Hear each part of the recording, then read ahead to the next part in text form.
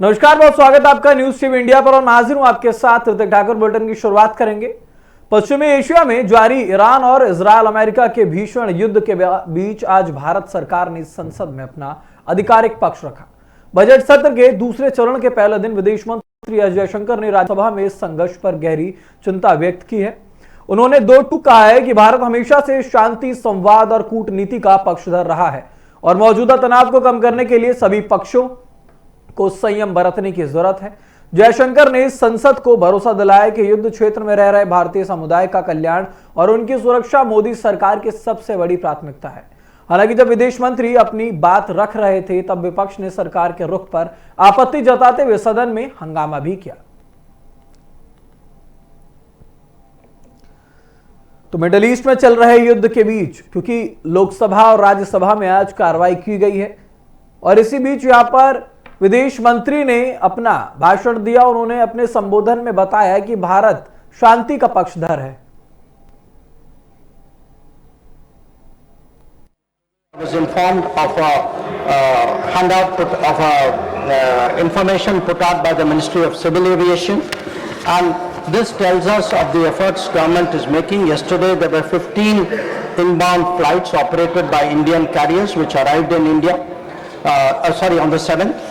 On the 8th there were 49 flights and on the 9th there are 50 flights. So I want to assure the House that every effort is being made that those who are stuck in the region, those who are transit passengers who are there, those who need to come back urgently from this region, we are making every effort for them to do so. Chairman sir, throughout this period, government maintained close contact with relevant countries.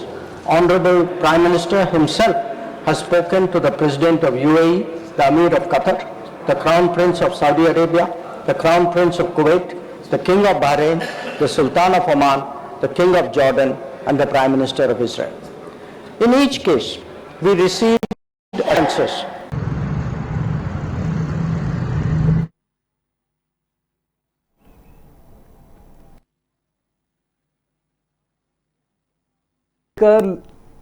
विदेश मंत्री ने अपने भाषण में यह बताया कि वो शांति के पक्षधर हैं।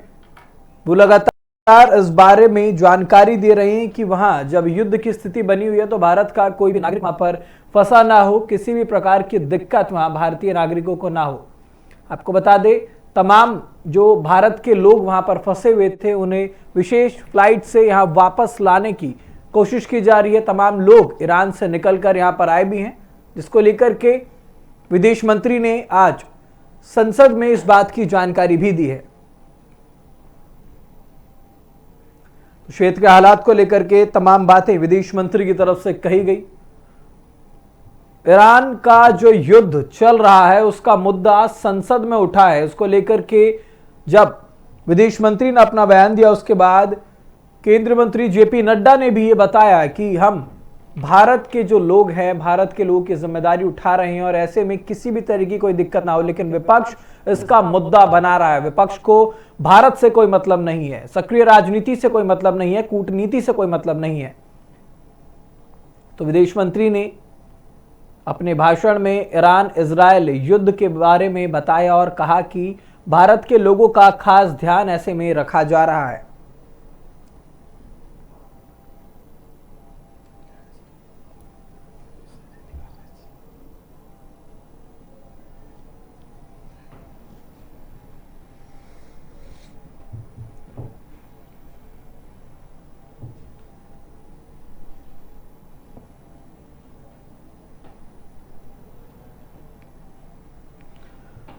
तो मिडिल ईस्ट में चल रहे युद्ध को लेकर तमाम बातें हुई और संसद में ईरान इजरायल युद्ध का मुद्दा गूंजा है, जिसको लेकर विदेश मंत्री ने सारी जानकारी दी कि किस तरीके की दिक्कतें वहां पर हैं और भारत इस पर क्या रुख रखता है। भारत का जो रुख है वो साफ तौर पर स्पष्ट है। विदेश मंत्री का कहना है कि शांति का पक्षधर भारत है, कूटनीति ही एकमात्र रास्ता है जिसके तहत युद्ध को सुलझाने की बात वो कह रहे हैं।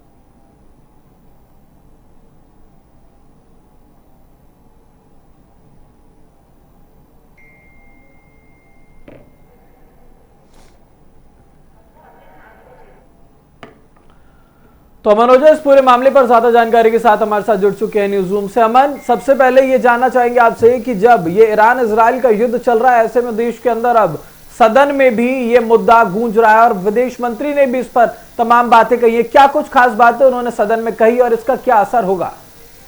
देखिए ऋतिक, इस मुद्दे को लेकर विदेश मंत्री एस जयशंकर ने सदन में इस मुद्दा को उठाया है। भारत सरकार क्षेत्र जो मौजूद है अपने नागरिकों को लेके सर्वोच्च प्राथमिकता देने की बात कर रहे हैं और जो भी अभी तनाव चल रहा है मिडिल ईस्ट एरिया में, क्षेत्र में, उसको लेकर एस जयशंकर ने चिंता जाहिर किया है, चिंता व्यक्त किया है।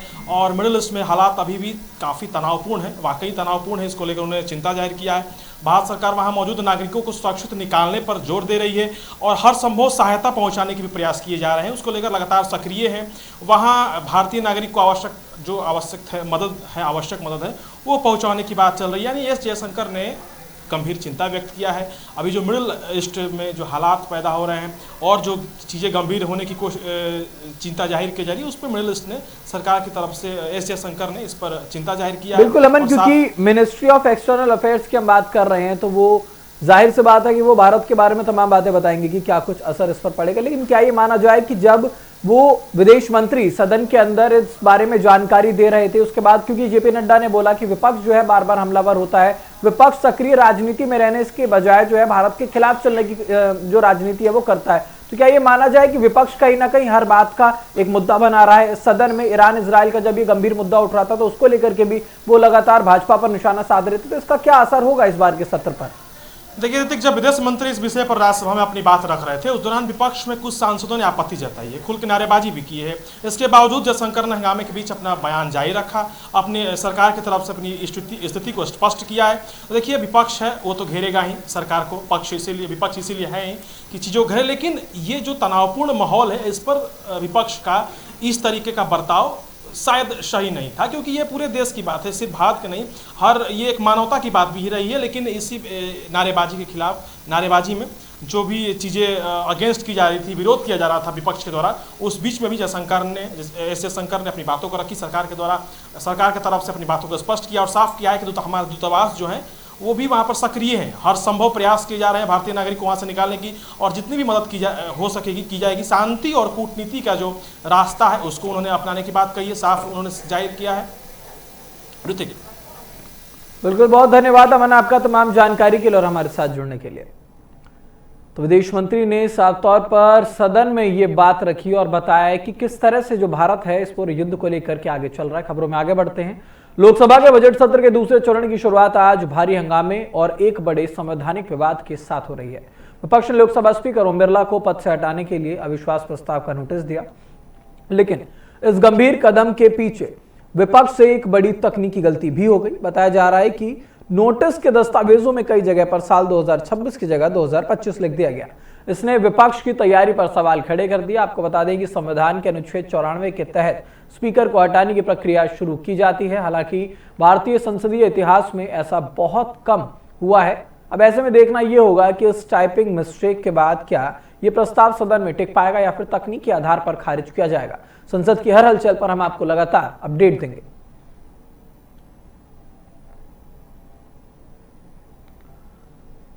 तो स्पीकर ओम बिरला को हटाने के लिए अविश्वास प्रस्ताव पारित किया गया था।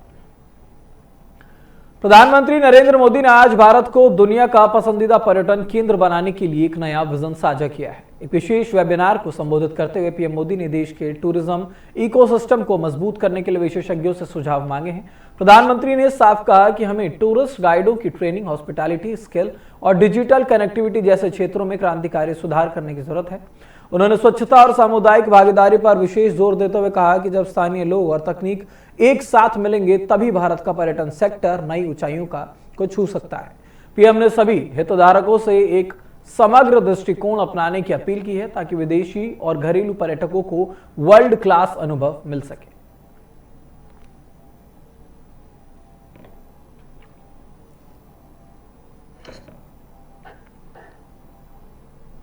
भारत के टूरिज्म इकोसिस्टम को मजबूत करने के लिए होलिस्टिक अप्रोच पर जरूर चर्चा करें।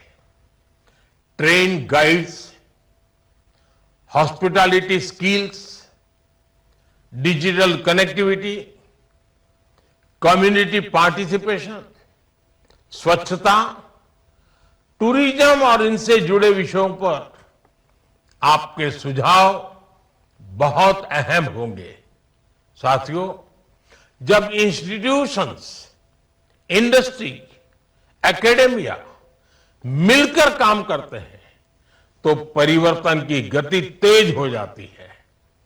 बजट के बाद वेबिनार की जो ये सीरीज हुई है, मुझे विश्वास है उससे आने वाले समय के लिए ठोस दिशा मिलेगी। ऐसे ही प्रयासों से विकसित भारत की नींव और मजबूत होगी। और साथियों, ये बड़ा सुखद अनुभव है कि वेबिनार की परंपरा के कारण पोस्ट बजट और खास करके इंप्लीमेंटेशन कर मुझे जो बताया गया कि इस वर्ष लाखों की तादाद में लोग जो इन विषयों से जुड़े हुए हैं, एक्सपर्ट भी हैं, उसके लाभार्थी भी हैं, उसकी व्यवस्था से जुड़े हुए हैं, यानी एक प्रकार से जो लोग ड्राइविंग फोर्स हैं, वे सभी लोग बड़ी सक्रियता के साथ वेबिनार में जुड़े। तो दिल्ली के बहुचर्चित शराब घोटाले में आज एक बार फिर बड़ी कानूनी हलचल देखने को मिली है। दिल्ली हाईकोर्ट ने अरविंद केजरीवाल, मनीष सिसोदिया और के कविता समेत उन सभी 20 लोगों को नोटिस जारी किया है जिन्हें हाल ही में निचली अदालत ने डिस्चार्ज यानी कि आरोप मुक्त कर दिया था। सीबीआई ने इस फैसले को हाईकोर्ट में चुनौती दी है, जिस पर आज कोर्ट ने कड़ा रुख अपनाया। सुनवाई के दौरान सीबीआई की ओर से पेश सॉलिसिटर जनरल तुषार मेहता ने इसे देश की राजधानी के इतिहास का सबसे बड़ा घोटाला करार दिया। उन्होंने दलील दी है कि जांच में ये साबित हो चुका है कि कैसे करोड़ों रुपए की रिश्वत ली गई और हवाला के जरिए इस पैसे का इस्तेमाल गोवा चुनाव में किया गया। हाईकोर्ट ने न सिर्फ आरोपियों को नोटिस भेजा है, बल्कि निचली अदालत द्वारा सीबीआई के खिलाफ की गई टिप्पणियों पर भी फिलहाल रोक लगा दी है। अब इस मामले की अगली सुनवाई 16 मार्च को होगी, जिसने एक बार फिर से दिल्ली की सियासत में भूचाल ला दिया है।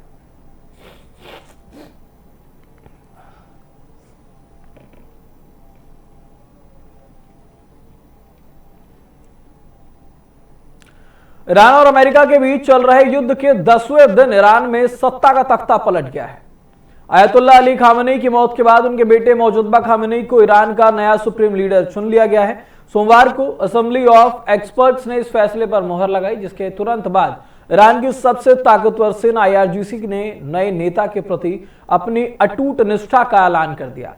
मौजूदा का सत्ता में आना ऐसे समय में हुआ है जब ईरान अमेरिका और इजराइल के साथ सीधे युद्ध में उलझा हुआ है। अमेरिकी खुफिया एजेंसी CIA के पूर्व प्रमुख ने चेतावनी दी है कि मौजूदा अपने पिता से भी ज्यादा सख्त रुख अपना सकते हैं। इससे परमाणु और मिसाइल संकट पर गहरा असर आ सकता है। इस जंग का असर अब आपकी जेब पर भी पड़ेगा। अंतर्राष्ट्रीय बाजार में कच्चे तेल की कीमतों की अगर बात करें तो $160 प्रति बैरल के पार जा चुका है, जो कि पिछले 4 सालों का सबसे उच्चतम स्तर है। वहीं अमेरिका ने सऊदी अरब समेत कई खाड़ी देशों से अपने राजनयिकों को निकालने का इमरजेंसी ऑर्डर जारी किया है।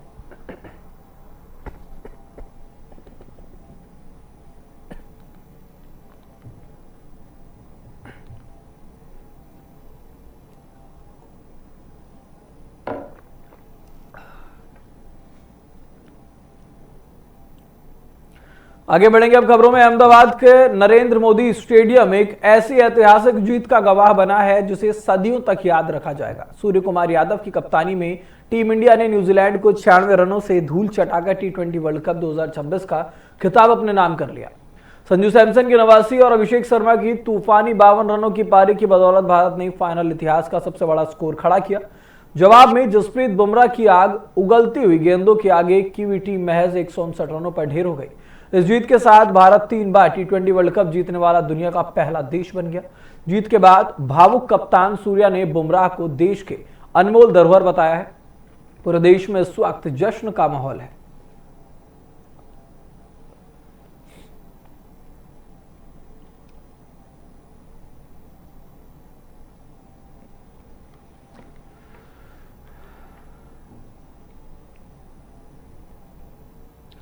नेपाल की राजनीति में बड़ा सियासी उलटफेर हुआ है। कभी सत्ता पर मजबूत पकड़ रखने वाले पुराने नेता अब हाशिए पर हैं और एक युवा चेहरा जो कभी रैपर था अब देश का नया प्रधानमंत्री बनने जा रहा है। नेपाल में सरकार गिरने से लेकर जन आंदोलन और फिर चुनाव में ऐतिहासिक जीत तक ये कहानी सिर्फ सत्ता परिवर्तन की नहीं बल्कि एक नई पीढ़ी की सियासत में एंट्री की है। देखिए ये खास रिपोर्ट।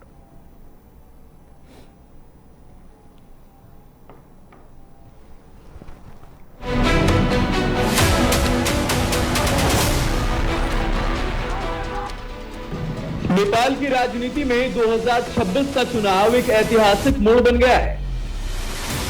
वह दशकों से सत्ता पर काबिज पारंपरिक दलों को जनता ने नकार दिया और एक युवा चेहरा देश की सत्ता के केंद्र में पहुंच गया।